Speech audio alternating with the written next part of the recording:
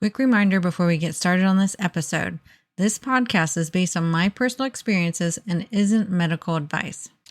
After having my third child, all I wanted to do was lose the baby weight and feel like myself again. I wanted to get back to what felt normal to me.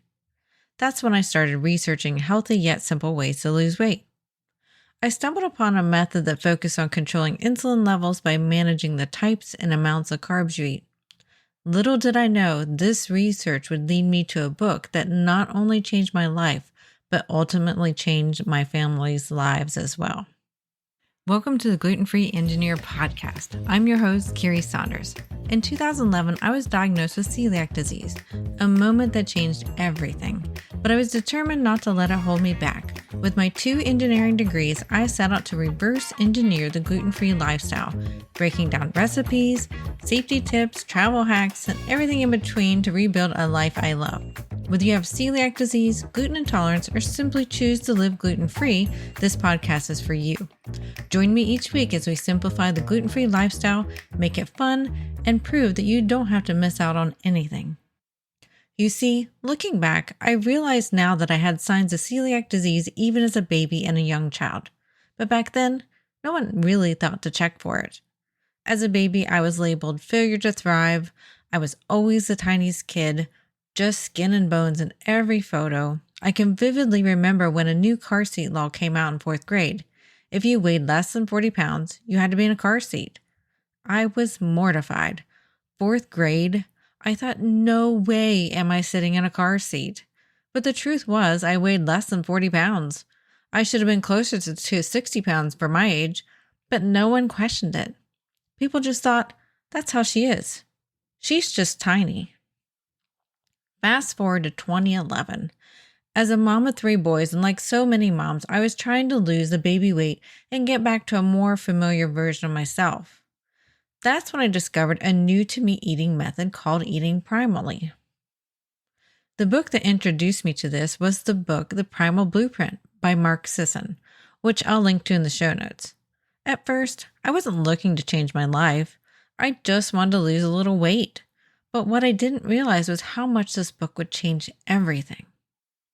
Mark's book talks about how eating primally, focusing on whole foods, avoiding grains, limiting dairy, and steering clear of refined oils can help stabilize blood sugar levels, regulate insulin, and burn fat instead of storing it. What really resonated with me was this 80-20 rule.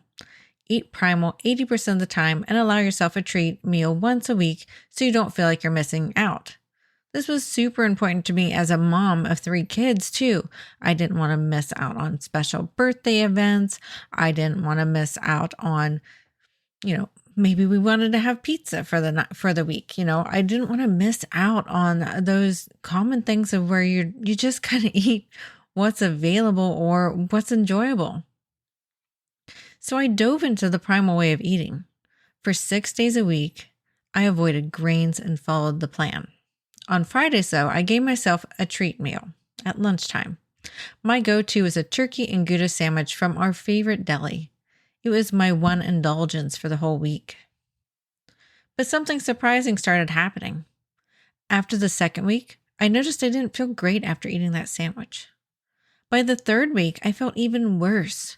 And by the 4th week, I was miserable. I felt like I had the flu all weekend.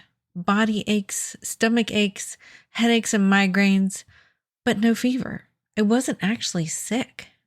At first, I didn't really make the connection, but several weeks of this pattern, I started to wonder, could it be that sandwich? I started doing some research. Why would wheat make me sick? I had eaten it my entire life. I had never connected any of my common ailments that had grown over the years and years and years to the food I was eating. And especially since I'd been tested negative for wheat allergies and other common allergies. That's when I stumbled upon something I never heard of before, gluten. I had learned that gluten is a protein found in wheat, barley, and rye, the most common sources. So I decided to avoid all gluten entirely.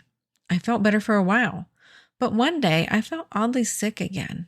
I remember meticulously going through everything I'd eaten over the past 2 days. And there it was, malt flavoring in a bag of chips. another hidden source of gluten I hadn't known about. I discovered that malt is usually made from barley, one of the main gluten grains. It was a light bulb moment, and it taught me just how sneaky gluten can be. Around that time, my hairdresser had started asking if I was under a lot of stress, too. My hair was thinning. No one else noticed because I always had such thick hair to begin with. And my nails were also getting weaker than they used to be. They were always super strong. But after 30 years of not knowing, or more, it was probably more like 35 years of not knowing I had celiac disease, this was starting to take a toll on my body and on my nutrition. And after cutting out gluten entirely, something amazing happened. New hair growth, my nails got strong again. I had a dramatic improvement in my, quote, bathroom issues. The more I researched gluten, the more I discovered something called celiac disease. I was dumbfounded. Why hadn't the gastroenterologist tested me for this years ago when I came to him with IBS symptoms? Frustrated but determined, I went to my primary care doctor for blood tests. Unsurprisingly, they came back negative for celiac disease. After all, I had been off gluten for several months. Everything I had read said that you need to be eating gluten regularly for months for the test to be accurate in your blood. I also went to my allergist, who dismissed my improvements as mere sensitivity. It was another dead end. I was so frustrated, but it didn't stop there. Months later, I brought up my concerns with my children's pediatrician. I explained how I'd become progressively more sensitive to gluten the longer I was off with it, and I asked if we should test the kids. I had learned that celiac disease is hereditary, and I wanted to make sure they weren't affected too, and we didn't know it. Finally, a doctor who took me seriously.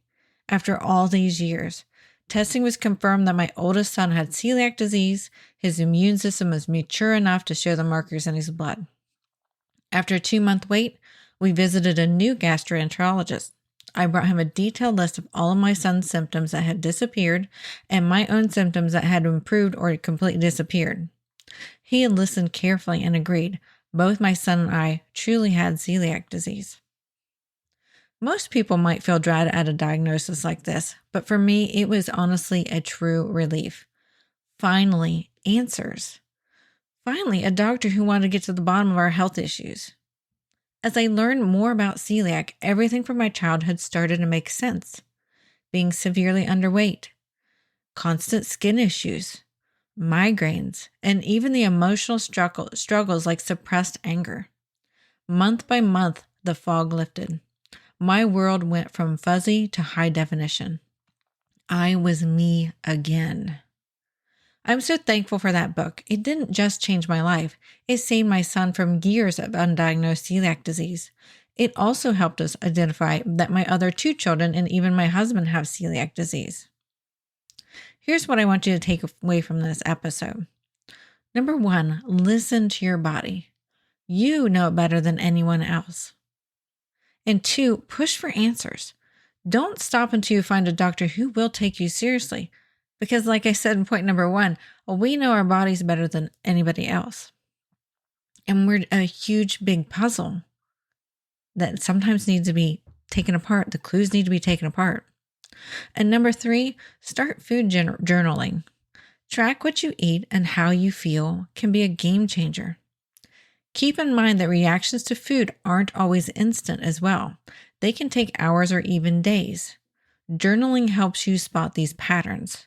If I hadn't paid attention to my body, if I hadn't pushed for answers, to this day, I still may not have known I had celiac disease. If I didn't start paying attention to the food I was eating once I started going down the right track of realizing I had celiac, I wouldn't have put it all together either. I would have thought, well, I'm just sensitive to wheat. But I really started digging into everything that I ate and paid attention to my body and my mind. So I encourage you to listen to your body, push for answers if you don't feel well, and ask doctors, go to a different doctor if you need to, and start food journaling. We are what we eat. And while being gluten-free may not be for everybody, for many people, they feel so much better off of it. And especially if you have celiac disease, it is a must to not be on it. Thank you for listening to this episode of the Gluten Free Engineer. If you found value in this story, please share it with someone who might need encouragement on their own gluten-free journey. For more tips, recipes, resources, and even links to my YouTube channel, head on over to theglutenfreeengineer.com. It's your one-stop hub to make gluten-free living simple, fun, and full of flavor. And don't forget to subscribe so you never miss out on an episode. And we will see you next week. The Gluten Free Engineer podcast is for informational and entertainment purposes only. I share my personal experiences and stories about living with celiac disease and navigating a gluten-free lifestyle. This podcast does not provide medical advice. Always consult with a qualified healthcare professional for medical questions, concerns, or advice specific to your health.